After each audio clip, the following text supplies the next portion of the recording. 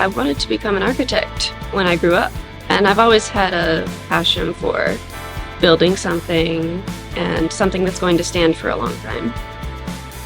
What made me take an interest to the robotics program was the ability to seemingly just make what's in your mind actually on the table. I think the process is pretty smooth.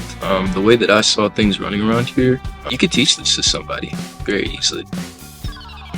So basically at CTC we have a new program, we call it S.M.A.R.T, which is basically specialized in manufacturing, automation, robotics technology. This program is basically taking the students step by step from designing the parts, making the parts, actually the production step, and then after that finalizing the part, testing the part, and then we program the robot basically to let the part move. We can move the part from one place to another place. It depends on the project that we can assign the students. Our manufacturing program encompasses a ton of different manufacturing processes and prepares our students in order to go into industry and start immediately working on different machines, making sure they're making quality products as well. And then our robotics program more so focuses on the robotics side of things and making sure you know how to program and control a robot.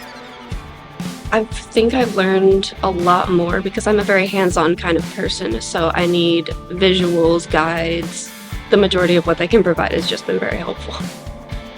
When we work over here and we're testing things like tensile strength and seeing how that applies to the make of a structure that you build, I thought that would be pretty useful to knowing whether I should scrap a part or not.